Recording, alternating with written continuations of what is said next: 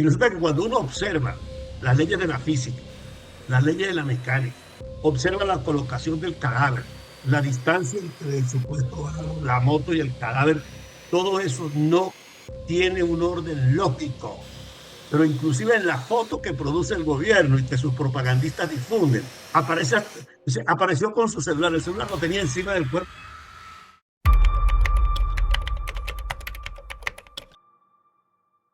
Bienvenidos sean todos a un nuevo capítulo de Venezuela en Profundidad. Hoy nos acompaña César Pérez Vivas, ex gobernador del estado Táchira y pues una de las voces políticas que ha sido bastante partidaria de la situación que ha vivido Venezuela.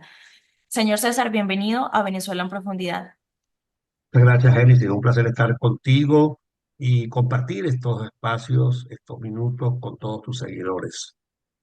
Señor César, bueno, bien sabemos que en Venezuela el escenario de represión ha sido bastante extenso a lo largo de estos últimos 25 años, pero sobre todo después de las elecciones del 28 de julio, donde pues evidentemente hubo una victoria rotunda del señor Edmundo González Urrutia, que esto ha desencadenado cierto descontento en el gobierno de Nicolás Maduro. Usted como parte de ese liderazgo opositor y de haber formado parte de todo ese trabajo que se hizo previo también a las elecciones y después de ello, ¿cuál es su opinión o su percepción ante todo este escenario de represión después del 28 de julio?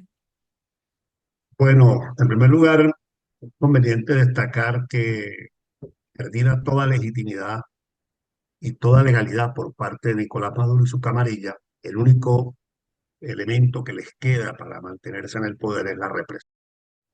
Y lo que ha ocurrido del 28 de julio a esta fecha es la escalada represiva más brutal que ha vivido Venezuela en un siglo. Nunca habíamos tenido 2.500 presos políticos.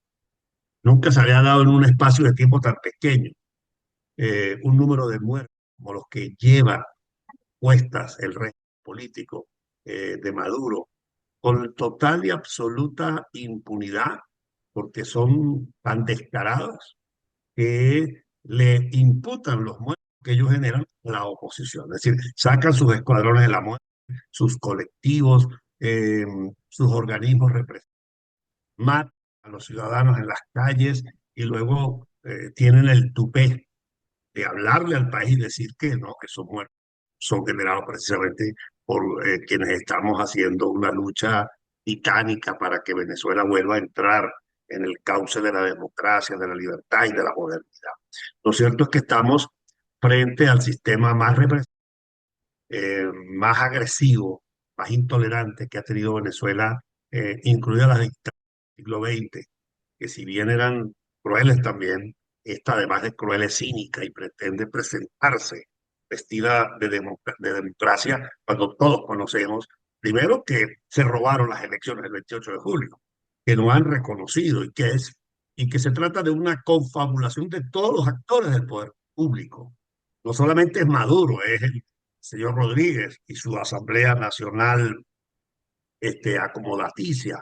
Es además los magistrados del Tribunal Supremo de todas las salas, cómplices de este hurto a la soberanía popular. Es el poder llamado moral, la Fiscalía, la Contraloría, la Defensoría del Pueblo, que actúan para convalidar el fraude y, por supuesto, el operador del fraude, que es nada más y nada menos que el poder electoral.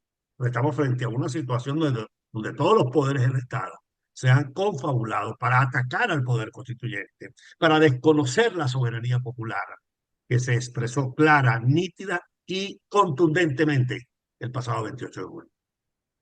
Ya luego de conocerse pues el lamentable fallecimiento de Edwin Santos, para usted a nivel personal, ¿cómo ha sido tener que lidiar formando parte también de ese escenario o de ese grupo que está siendo perseguido por el gobierno de Venezuela? Y si usted considera que hay alguna diferencia o una forma o incluso un modus operandi que ellos tengan para reprimir en las diferentes partes del país, porque pues bien vemos que hay una persecución a la línea política, pero también hay una a la sociedad civil. Y eso se ve pues representado también, por ejemplo, en las detenciones hasta de adolescentes. No solamente adolescentes, periodistas. Entonces, este amigo periodista fue capturado por uno de los organismos de seguridad de Maduro. Por supuesto, no dan información dónde está. no le permiten a los familiares tener comunicación, no le permiten al detenido comunicarse con un abogado de confianza, y todo esto viola el artículo 49 de la Constitución venezolana. Es decir, aquí no hay debido proceso. Aquí la Constitución ha sido suspendida de facto por Nicolás Maduro, que en este plan de encarcelamiento, de persecución política, está violentando los principios básicos, elementales de toda sociedad moderna en cuanto a los derechos humanos se refiere. Y lamentablemente, la más reciente víctima mortal de este atropello es un amigo a quien quisimos mucho en vida, llamado Edwin Santos.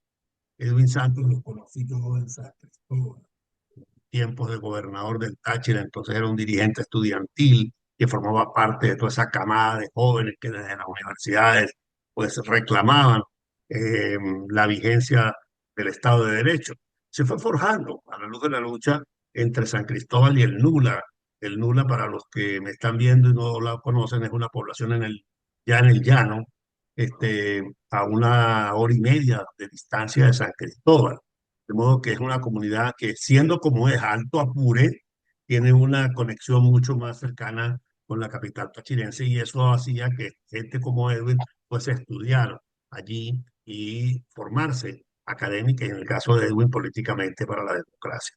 Bueno, Edwin comandó el grupo político, fue la cabeza del comando con Venezuela en esa parroquia del municipio Paz del estado Apure, se llama Parroquia San Camilo, capital el Nula. Allí él activó, lideró, cooperó y movilizó a la sociedad, y obtuvimos allí un triunfo rotundo. Entonces resulta extraño que después de 3 meses de las elecciones eh, haya sido mandado a detener. Hay, digamos, evidencias, testigos, los vecinos apreciaron que hubo patrullas de los organismos de seguridad del Estado rondando la zona el día que precisamente desapareció. Y luego aparece su cadáver el viernes, 48 horas después. Y todos vimos el informe que ofreció el director del Cuerpo Técnico de Policía Judicial del 6CPC, donde de una sola análisis, de forma conclusiva, determinante, dice fue un accidente de tránsito. Eso Y precisamente, colocan, sí, disculpe que lo interrumpa. Eso precisamente le iba a preguntar porque es que, bueno, en Venezuela todos los casos de represión son importantes y todas las víctimas que han habido, pero este en particular ha generado digamos, descontento mediático y moral incluso y político por todas las inconsistencias que hay en este caso. ¿Usted considera que esto constituye, y cito lo que usted comentaba en el artículo del medio La Patilla, si esto es un crimen político? ¿Y qué opina de todos los elementos que hay que indican, pues, que esto evidentemente no fue un accidente?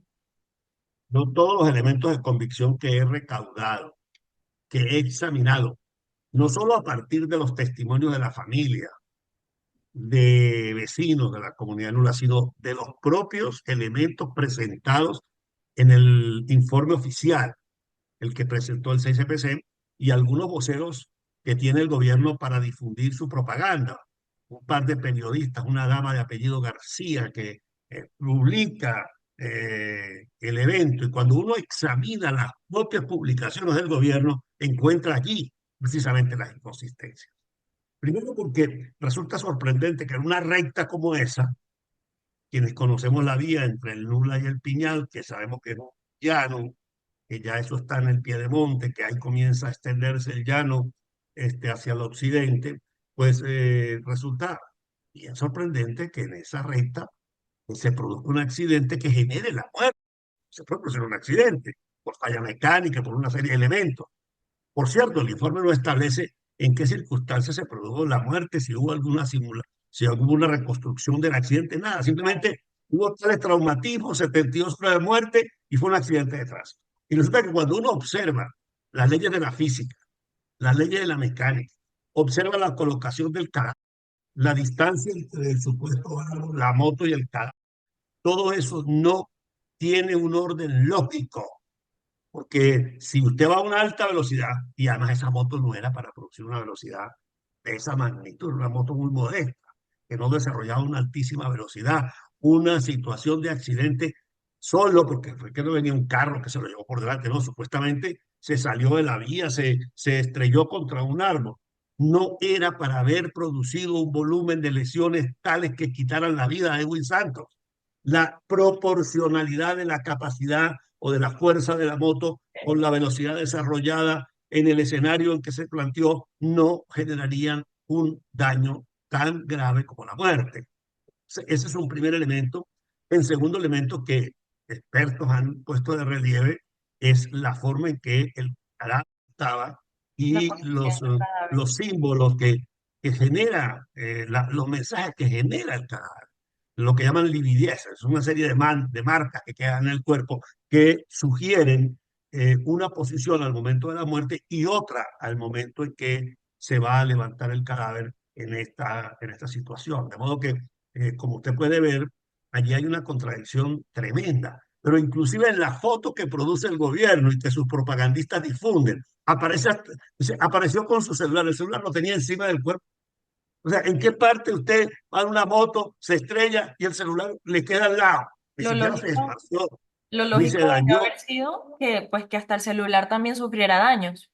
No, no, o si hubiese ido a otro lado, estuviese a 100 metros, porque usted cuando levanta el sitio, cadáver tiene que tomar en cuenta todos los elementos. Ah, no, el teléfono aparece encima del cadáver. Pero además, un daño para producir la muerte, entonces la moto ha debido quedar totalmente destruida. Y resulta que no está, son daños menores.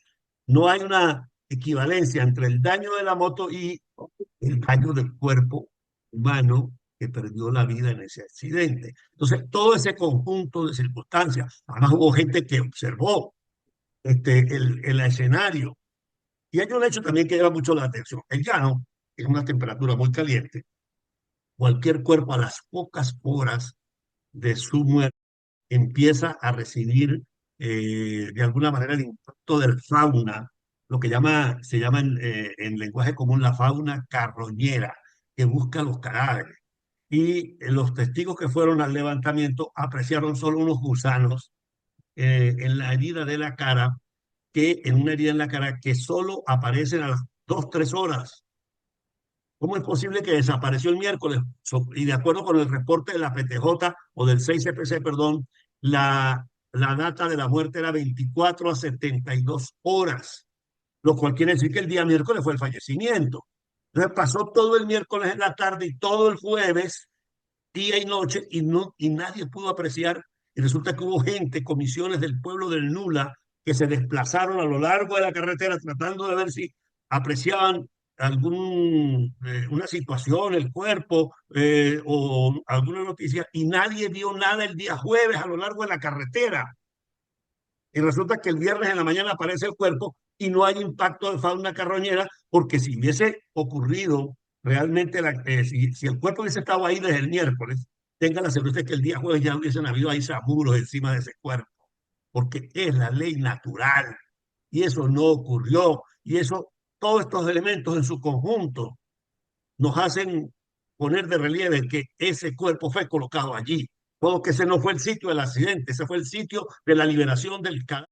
Y por eso nosotros hemos exigido que tiene que haber una investigación independiente, una investigación científica y no despachar esto hasta el punto que en el propio comunicado del 6CPC se da por cerrado el caso, pero inmediatamente se anuncia investigación contra todos los que hemos comentado, hablado. Bueno, son miles de personas que van a tener que enjuiciar por haber opinado sobre esta muerte de Edwin Santos, que no tengo ninguna duda fue producida fuera de ese escenario, no fue un accidente de tránsito y así lo está demostrando esta investigación que criminólogos y personalidades con conocimiento de esta materia han venido produciendo y han venido alimentando la información que todos estamos manejando. Bueno, algunos de nosotros, yo lo estoy diciendo porque lo conocí, porque me duele en el alma su fallecimiento, porque le conozco su familia, porque sé que era un hombre bueno, un muchacho trabajador, comerciante, locutor, animador social y dirigente democrático. De modo que has cometido un crimen atroz y lo que tiene que hacer la cúpula del gobierno es castigar a los que abusaron, a los que cometieron ese delito, y le hago un llamado al señor fiscal general de la República para que haga una verdadera investigación, para que no le pase lo que le pasó con Fernando Albán, que después que dijeron que lo habían lanzado por una ventana, entonces aparecieron unos funcionarios que supuestamente eran los que habían cometido el crimen. Entonces, estas cosas no se pueden callar. Ahí Este tipo de precisamente, crímenes hay que denunciarlos. ahí precisamente quería llegar y bueno, de las cosas más contradictorias y que más ha llamado la atención ha sido precisamente que no se ha llevado a cabo una correcta investigación para determinar cómo fue real o cómo fueron realmente las circunstancias de la muerte de Edwin. Pero sí hay una investigación o ciertas advertencias por parte de los cuerpos policiales afines a Nicolás Maduro de arremeter contra periodistas o contra cualquier persona que pues manifieste los elementos de convicción que indican cuáles fueron o cómo fue realmente la muerte de Edwin. Partiendo de ello, y pues usted habla y hace un llamado al fiscal, pero para nadie es un secreto la falta de institucionalidad que hay en Venezuela o cómo las instituciones han sido secuestradas por el gobierno de Nicolás Maduro. ¿Usted realmente considera que va a haber por parte de la justicia venezolana un cierre de este caso realmente eficiente que le haga justicia a la muerte de Edwin? Bueno, en Venezuela no hay Estado de Derecho. Aquí se cometen los abusos todos los días. Aquí se fabrican falsos positivos todos los días. Que se inventan cuentos todos los días para criminalizar y para perseguir a todo aquel que no esté de acuerdo con el gobierno de Maduro o que denuncie, digamos, sus abusos, sus tropelías, el fraude. Entonces aquí hay una, digamos, toda una política destinada a consumar el fraude y a imponerle al país un régimen que el país decidió cambiar el 28 de julio. Pero mi deber como abogado, como dirigente político, es exigir una investigación independiente, es exigirle a la autoridad competente, que es el Ministerio Público, que de verdad investigue todos los elementos de este proceso, porque los informes que se han ofrecido, los hechos tal y como ocurrieron desde el punto de vista de la aparición del cadáver en el lugar donde apareció, solo revelan que allí hay una simulación de un hecho punible, que allí hubo una zona de liberación del cadáver, pero que allí no hay elementos que justifiquen que haya ocurrido el crimen. Hay otros elementos, por ejemplo, hubo testigos que nos comentaron la existencia de manchas de sangre en el pavimento frente al lugar donde estaba el cadáver. Entonces, esto denota que si hubo manchas de sangre en la zona, esa mancha de sangre no se produjeron precisamente en el momento de un accidente, porque el accidente cuando viene una moto y se produce cualquier incidente que genere la colisión, la sangre debe aparecer en el cuerpo después de la colisión, no antes. Entonces, todo esto son elementos que generan, obviamente, toda la duda y que nos llevan a la conclusión de un montaje, de una zona de liberación y no verdaderamente de un accidente como lo ha sostenido el gobierno de Nicolás Maduro. Y ante estos casos, la oposición, como pues parte mayoritaria, si se puede decir así, en representación a Venezuela, ¿qué hace? Porque vemos que todos los meses sube la cifra de detenidos, hay más casos de represión, suceden situaciones como esta, la de Edwin. ¿Cuál es la respuesta o el trabajo que está haciendo la oposición venezolana ante esta situación? La primera denuncia. Y hay que ver lo que significa denunciar en el marco de una dictadura. Hay que ver los riesgos que significa denunciar en una situación como la que vivimos nosotros aquí en el país, porque eso supone poner digamos, en riesgo la libertad, la vida de todos los dirigentes que estamos involucrados en este proceso político. La oposición venezolana no tiene espacios institucionales en este momento en Venezuela. ¿Por qué? Porque estamos fuera de los poderes públicos. No estamos, por ejemplo, en un parlamento democrático donde hay equilibrio, donde hay el derecho a la investigación. En esta Asamblea Nacional, por ejemplo, no hay un diputado que se atreva a contradecir la línea oficial o a cuestionarla de manera directa porque ni siquiera lo dejan hablar. O sea, los derechos del fuero parlamentario. Yo que fui parlamentario durante 25 años de mi vida, te puedo decir que aquí no hay parlamento. Aquí lo que hay es una especie de cuartel dirigido por el senador Jorge Rodríguez que acata las instrucciones que se dan de Miraflores. pero que haya debate político, posibilidad de denunciar, posibilidad de crear comisiones especiales, investigar hechos. Bueno, aquí se robaron medio país, quebraron a PDVSA, saquearon a PDVSA, los amigos de Maduro, Rafael Ramírez, Tania Leizamí, ahora el Telechea. Bueno, y ha habido algún debate en el Parlamento para investigar a estos señores.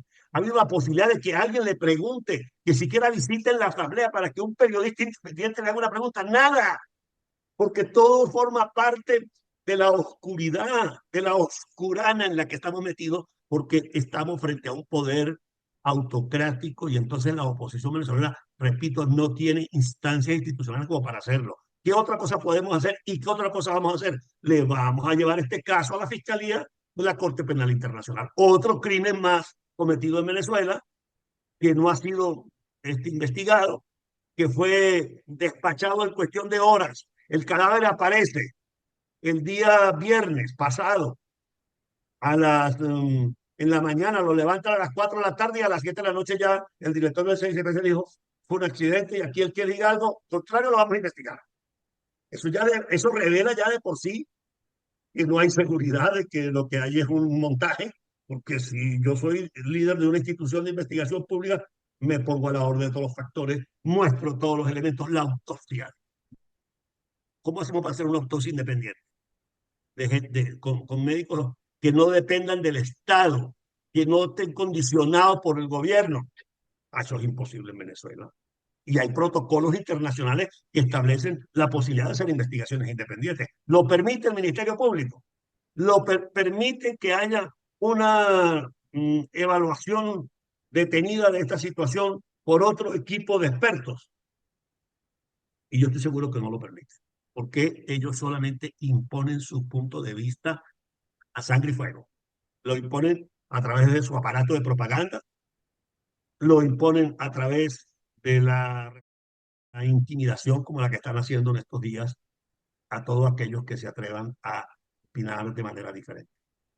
Ahora bien, vienen escenarios para Venezuela cruciales, como son pues las elecciones regionales y el 10 de enero, que es donde, digamos, se define de una vez por todas qué va a suceder con Venezuela luego de las elecciones del 28 de julio.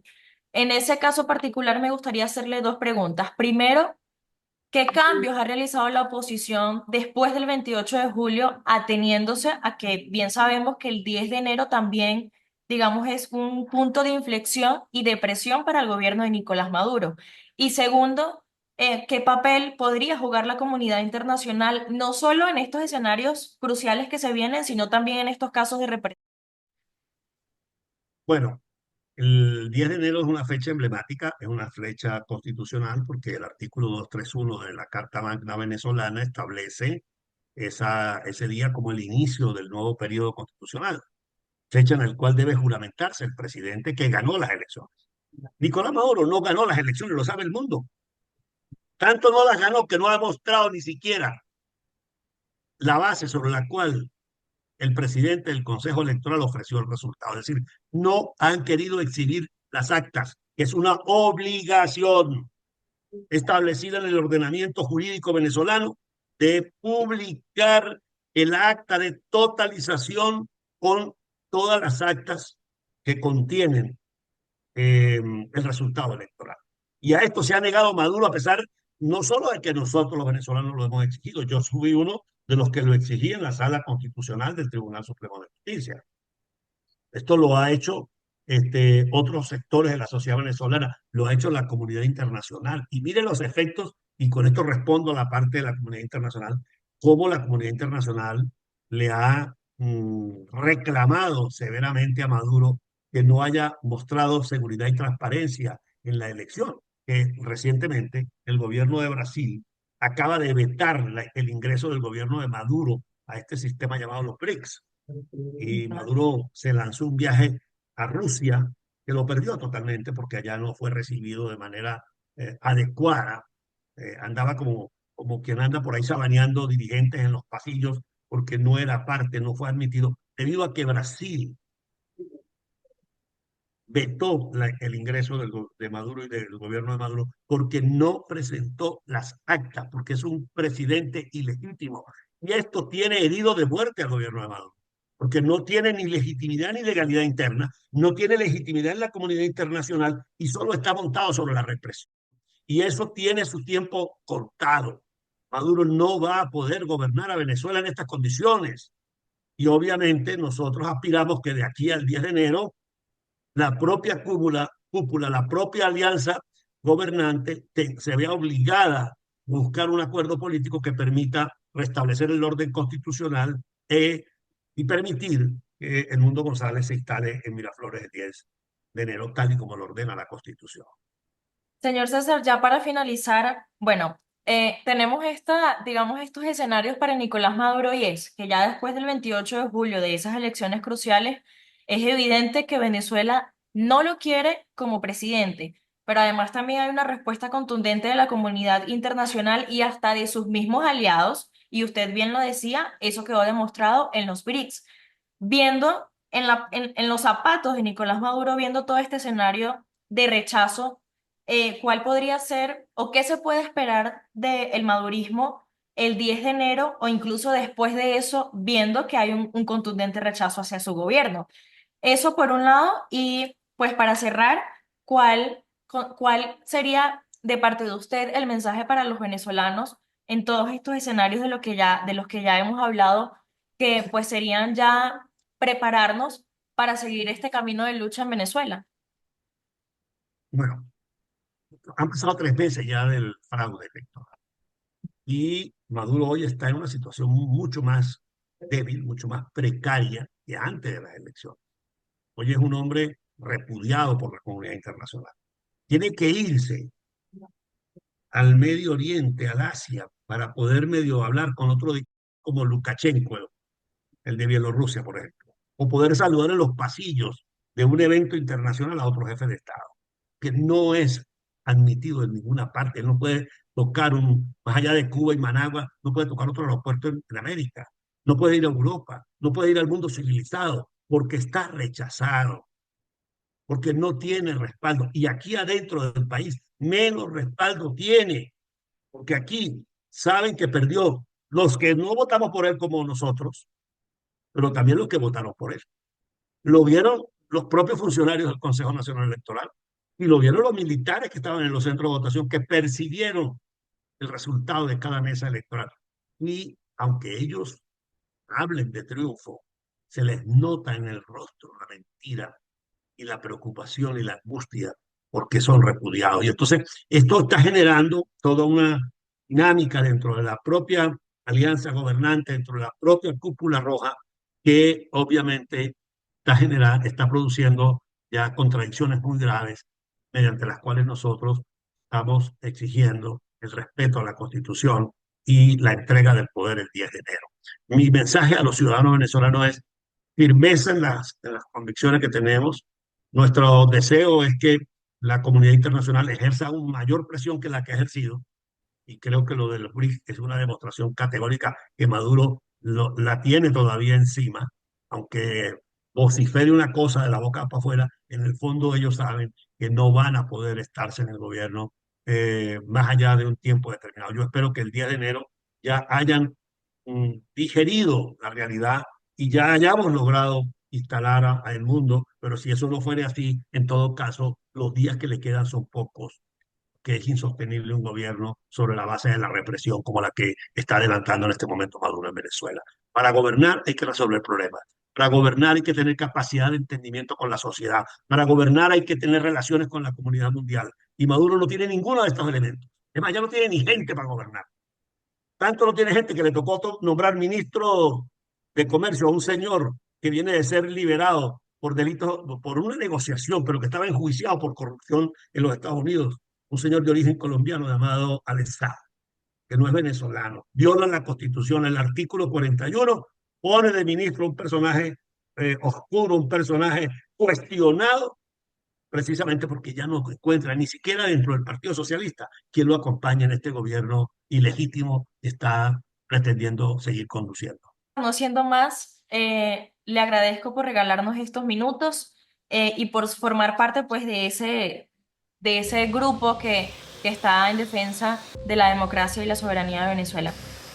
Con mucho gusto, Génesis. Gracias a ti por invitarme y bueno, gracias a todo el equipo de ustedes, muy amable de verdad.